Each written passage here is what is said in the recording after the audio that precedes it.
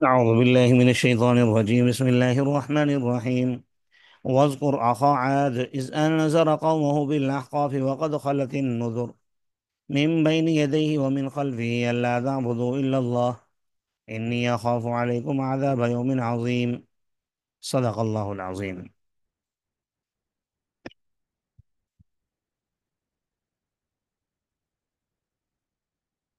اور یاد کیجئے عاد کے بھائی حضرت ہود علیہ الصلوۃ والسلام کو. یہ بھی قرآن پاک کا ایک اسلوب ہے بیان کرنے کا کہ جس قوم کی طرف اس پیغمبر کو بھیجا، کسی بھی پیغمبر کو بھیجا جب کسی قوم کی طرف، تو اس قوم کو ان کا بھائی قرار دیا. حالانکہ ایسا بھی ہوا بسا اوقات وہ پیغمبر کسی اور قبیلے سے تعلق رکھتا تھا، تب بھی شریعت نے اسے بھائی کہا. کیونکہ جب کوئی آپ کا عزیز ہوتا ہے تو اس کی بات سننا سمجھنا آپ کے لیے آسان ہوتا ہے. 8ویں بارے میں آپ حضرات نے پڑھا ہوگا، وَإِلَىٰ عَادٍ أَخَاهُمْ هُودًا وَإِلَىٰ ثَمُودَ أَخَاهُمْ صَالِحًا وَإِلَىٰ مَدْيَنَ أَخَاهُمْ شُعَيْبًا. تو ہر جگہ پیغمبر کو قوم کا بھائی کہا گیا، جیسا کہ یہاں پر وَاذْكُرْ أَخَا عَادٍ. اور یاد کیجئے قوم عاد کے بھائی کو جب اس نے اپنی قوم کو احقاف میں ڈرایا. سورت کے تعارف میں احقاف کا بتا چکا ہوں کہ یمن میں ایک وادی کا نام ہے احقاف، جہاں قوم عاد کی بہت ساری بستیاں آباد تھیں، اور اس لیے اس سورت کا نام بھی سورت الاحقاف اسی مناسبت سے رکھا گیا ہے.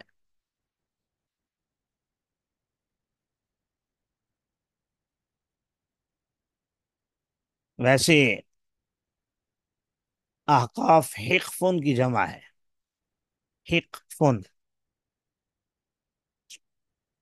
اور اس پہاڑی کو کہتے ہیں جو گولائی میں ہوتی ہے. عام طور پر آپ نے پہاڑی سلسلے دیکھے ہوں گے لمبائی میں، لیکن ریگستانوں میں اگر آپ نے ریت کے تودے دیکھے ہوں، ریت کے ٹیلے کہہ لیں تودے کہہ لیں، تو وہ عام طور پر اسی طرح ہوتے ہیں کہ اوپر کی جانب گولائی لیے ہوتے ہیں اور جھکے ہوئے ہوتے ہیں. بہرحال کئی مقام پر ان کا تذکرہ ہو چکا ہے قوم عاد کا. تو یاد کیجئے جب اس نے اپنی قوم کو ڈرایا احقاف میں، اور ڈرانا ان سے پہلے گزر بھی چکا تھا اور ان کے بعد بھی، اللہ تعبدوا الا اللہ، کہ تم اللہ کے سوا کسی کی عبادت مت کرو. یعنی ان کی طرف بھی حضرت ہود علیہ السلام کوئی پہلے پیغمبر نہیں آئے تھے، ان سے پہلے بھی پیغمبر آتے رہے، قوموں کو سمجھاتے رہے، اور سب کا پیغام یہی تھا، اللہ تعبدوا الا اللہ، اللہ کے سوا کسی کی عبادت مت کرو. انی اخاف علیکم عذاب یوم عظیم، یقیناً میں تمہیں ڈرا رہا ہوں بڑے دن کے عذاب سے.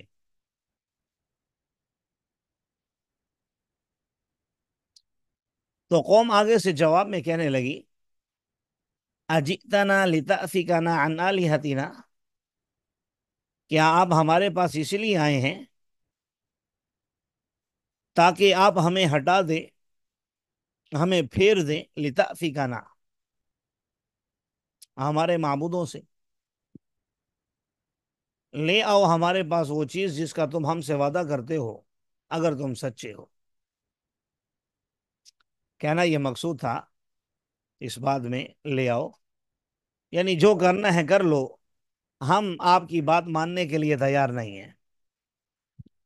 ہم آپ کی دعوت کو کسی طور پر قبول کرنے کے لیے تیار نہیں ہیں. آپ جو ہمیں دھمکا رہے ہو کہ عذاب لے آؤ گے، لے آؤ. اور یہ آپ یاد رکھیے، صرف قوم عاد کا یہ طریقہ نہیں ہے، بلکہ ہر قوم نے اپنے پیغمبر سے یہی کہا ہے. مشرکین مکہ کے حوالے سے بھی آپ حضرات نے پڑھا کہ انہوں نے بھی یہی کہا کہ بھئی آپ جو کر سکتے ہیں ہمارے ساتھ آپ کر لیں، ہمیں اس کی کوئی پرواہ نہیں ہے. بلکہ انہوں نے تو حرم میں کھڑے ہو کر اللہ سے دعا کی کہ اللہ اگر ہم حق پر ہیں تو ان محمد صلی اللہ علیہ وسلم اور ان کے ساتھیوں پر پتھروں کی بارش برسا دے، اور اگر ہم نہ حق پر ہیں تو ہم پر برسا دے. لیکن بارش دونوں پر نہیں ہوئی. اس کا یہ مطلب نہیں کہ دونوں حق پر تھے، بلکہ اللہ تعالیٰ نے قرآن میں کہا وَمَا كَانَ اللَّهُ لِيُعَذِّبَهُمْ وَأَنْتَ فِيهِمْ، کہ آپ کو ہم نے رحمت للعالمین بنا کر بھیجا ہے، آپ کے ہوتے ہوئے ہم ان پر عذاب نازل نہیں کرتے. بہرحال قصہ مختصر یہ کہ ان کا صاف جواب یہ تھا کہ ہم نہیں مانیں گے. اب پیغمبر کو چاہیے کہ فوراً عذاب لے کر آئے، لیکن پیغمبر کی طاقت اور بس میں بھی یہ نہیں ہے. اسے تو میں سمجھتا ہوں کہ ڈریں وہ لوگ جو اولیاء اللہ کو مشکل کشا، حاجت روا اور پتہ نہیں کیا کیا بنائے بیٹھے ہیں، اور سمجھ یہ رہے ہیں کہ ہم لوگ مسلمان ہیں. بہرحال ایک طویل فہرست ہے، اس طرف میں نہیں جانا چاہتا، لیکن ان لوگوں نے ان کو اتنے اختیارات دے دیے جتنے مشرکوں نے معبودان باطلہ کو نہیں دیے تھے. اس حد تک ٹھیک ہے، یہ اللہ کے مقرب بندے ہیں. اے اللہ تو اپنے ان مقرب بندوں کے واسطے سے ہم پر رحم فرما. یہاں تک تو ٹھیک ہے. یا مقرب بندوں کے پاس جانا، ان کے ساتھ اٹھنا بیٹھنا، یہ تو قرآن خود کہتا ہے کونوا مع الصادقین، سچے لوگوں کے ساتھ ہو جاؤ. لیکن ان سچے لوگوں کو اللہ کے مد مقابل لے کر آ جانا، یہ خطرناک بات ہو جائے گی. تو میں یہ عرض کر رہا تھا کہ پیغمبر کے بس میں بھی اب نہیں ہے کہ وہ عذاب لے کر آئے. وہ تو زیادہ سے زیادہ اللہ سے دعا کر سکتا ہے بس. اس لیے پیغمبر نے جواب میں کہا انما العلم عند اللہ، علم تو اللہ کے پاس ہے کہ کب عذاب آنا ہے، کس طریقے سے آنا ہے، کیا آنا ہے، مجھے نہیں پتا. میں تو میرا کام تو یہ ہے کہ تمہیں وہ پیغام پہنچا دوں جس کے ساتھ میں بھیجا گیا ہوں. پھر آگے انہوں نے اپنا تبصرہ کیا وَلَكِنِّي أَرَاكُمْ قَوْمًا تَجْهَلُونَ، لیکن تمہیں میں دیکھ رہا ہوں کہ تم نادان لوگ ہو، جاہل ہو. تم سمجھانے کے باوجود بھی جو راہ راست پر نہ آئے، ظاہر ہے وہ جاہل ہی ہے. پھر پیغمبر کی دعوت ٹھکرانے کے جواب میں ان کے ساتھ یہ معاملہ ہوا. آپ پڑھ چکے ہیں دوسرے مقام پر کہ ان پر ہوا کا عذاب آیا تھا جو 7 دن اور 8 راتیں مسلسل چلتی رہی. یہاں ہمارے یہاں تو اگر 5 منٹ کے لیے، 10 منٹ کے لیے آندھی چل پڑے، آپ دیکھیں کیا حال ہوتا ہے ہمارا. اب اچھا ہوتی بھی وہ آندھی اور طوفان نعوذ باللہ کوئی اللہ کے عذاب کے طور پر نہیں ہوتا، بلکہ صرف موسمی تبدیلی کے طور پر ہوتا ہے، یا باران رحمت کے طور پر ہوتا ہے، یا اللہ کی طرف سے ویسے ایک موسم ٹھنڈا کرنے کے لیے ہوتا ہے. اب جس قوم پر بطور عذاب کی ہوا چلی تو خود سوچیں کیسی ہوگی. اور پھر چلی بھی 1 2 دن نہیں، بلکہ 7 دن اور 8 راتیں مسلسل. تو اس سے پہلے یہ ہوا کہ ان پر بارشیں بند ہو گئیں. اب یہ لوگ بارش کے انتظار میں. تو جب انہوں نے دیکھا عارضم مستقبل اودیتہم، بادل کو، جب بادلوں کو دیکھا اپنی وادی کی طرف آتے ہوئے، تو یہ کہنے لگے ھذا عارض ممطرنا، یہ بادل تو اب ہم پر برسنے والا ہے، یہ بارش برسائے گا ہم پر، جو ہماری آرزو تھی اتنے دنوں کی وہ پوری ہو جائے گی. تو اللہ تعالیٰ نے فرمایا بل ہوا ما استعجلتم بہ، بلکہ یہ وہ چیز ہے جس کو تم جلدی طلب کیا کرتے تھے، ریح فیہا عذاب علیم، اس میں تمہارے لیے دردناک عذاب ہے۔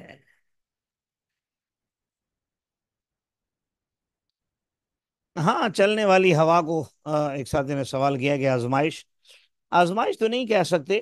ہاں، اگر اس ہوا سے آپ کا کوئی نقصان ہو جائے تو پھر وہ آپ کے لیے آزمائش بن سکتی ہے۔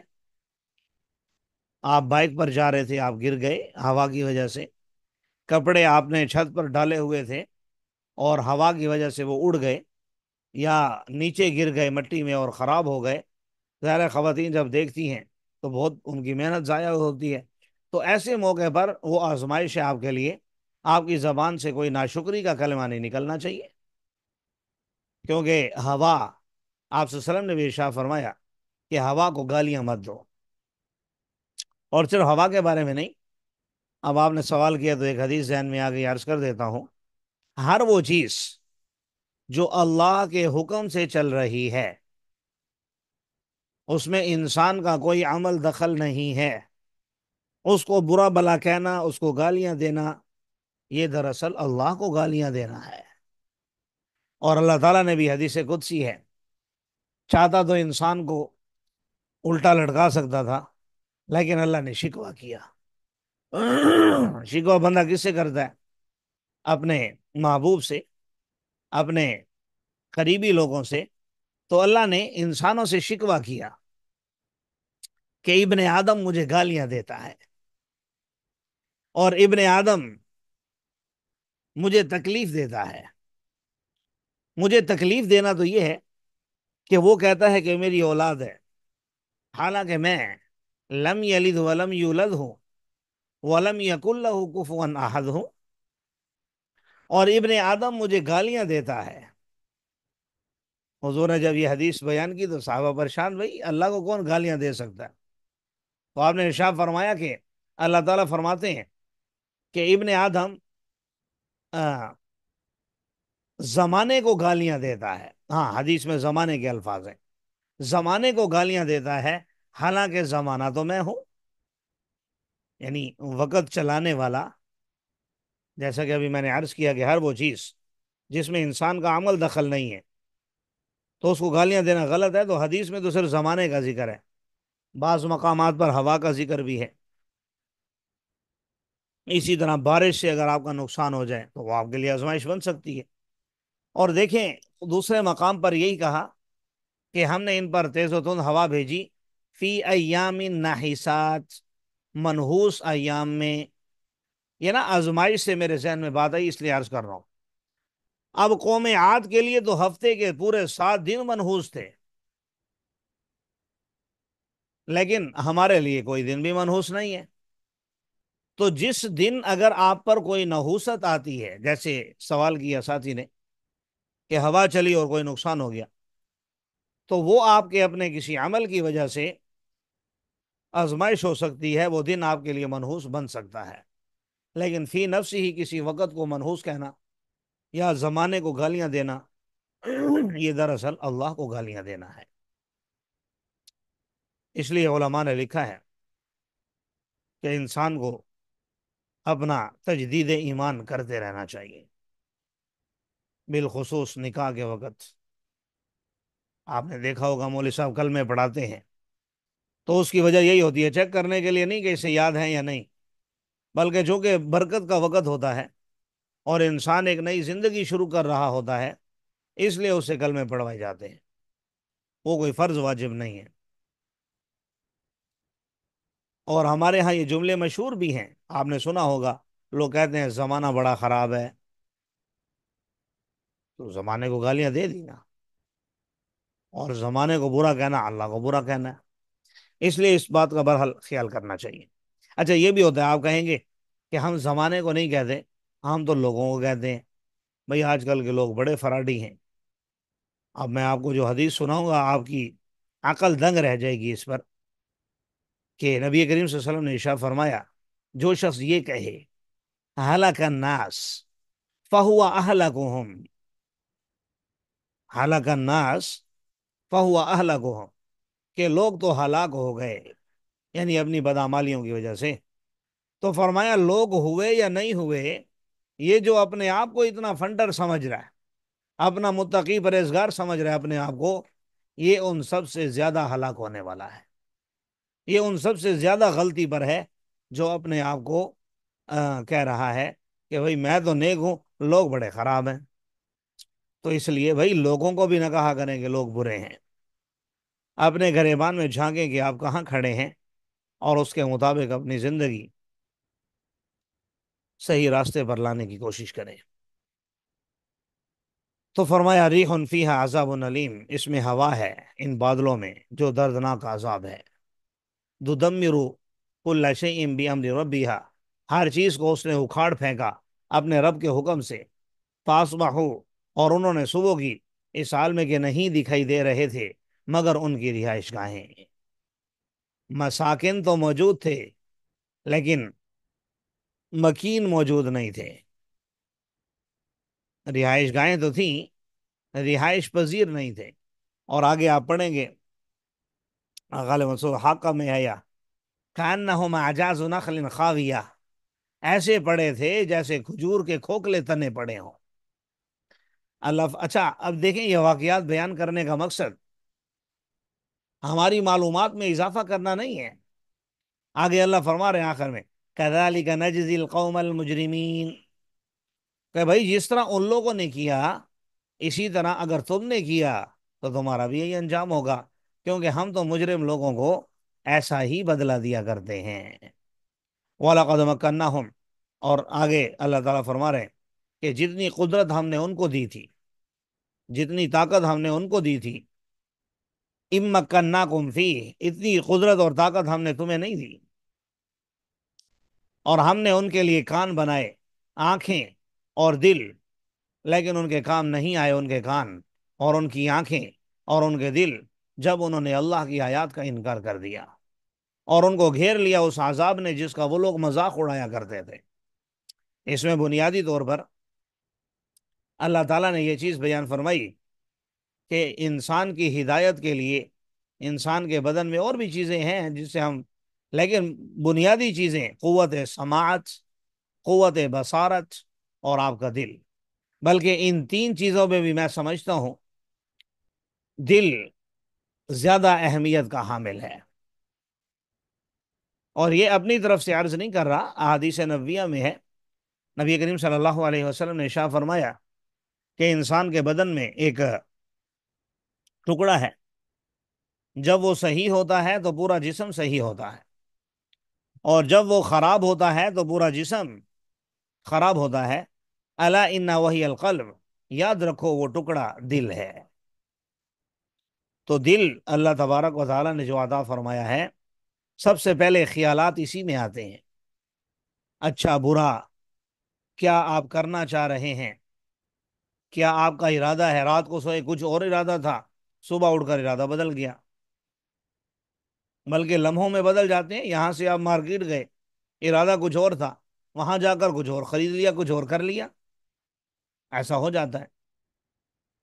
تو دل، اسی کو نفس سے بھی تعبیر کیا ہے، الکیس من دان نفسہ، کہ کامیاب وہ انسان ہے جو اپنے نفس کو اپنے تابع کر لے۔ تو نفس اسی خواہشات کا نام ہے، اور خواہشات انسان کے دل میں ابھرتی ہیں۔ تو دل آپ کے لیے جنت میں جانے کا سبب بھی ہے اور جہنم میں جانے کا ذریعہ بھی۔ رسول اللہ صلی اللہ علیہ وسلم نے جو 13 سال محنت کی ہے مکی زندگی میں صحابہ پر، تو ان کے دلوں پر کی ہے نا۔ اور قرآن نے بھی جب بیان کیا تو فرمایا کہ اللہ تعالیٰ نے جب دلوں کو دیکھا تو ان میں جو سب سے بہترین دل تھے ان کا انتخاب کیا رسول اللہ صلی اللہ علیہ وسلم کے لیے۔ مفتی تقی صاحب، اللہ تعالیٰ ان کا سایہ ہمارے سروں پر سلامت رکھے، ان کا ایک شعر ہے، بسا لینا کسی کو دل میں یہ دل ہی کا کلیجہ ہے، بسا لینا کسی کو دل میں یہ دل ہی کا کلیجہ ہے، پہاڑوں کو تو بس آتا ہے جل کر دور ہو جانا، یعنی پہاڑ تو، ان پر تو جب اللہ کی تجلی ظاہر ہوئی تو وہ اسے سانب نہیں سکے اور جل کر کوئلہ بن گئے، لیکن انسان کے اندر جو دل ہے یہ اتنا بڑا ہے کہ یہ اپنے رب کو اپنے اندر سمو سکتا ہے۔ شرط یہ ہے، شرط یہ ہے کہ آپ اپنے دل کو قلب سلیم بنائیں، قلب منیب بنائیں۔ چلے میرے خیال سے کافی ہے اتنا۔ وحاق بہم ما کانوا بہ یستہزئون، گھیر لیا ان کو اس عذاب نے جس کا وہ لوگ مذاق اڑا رہے تھے۔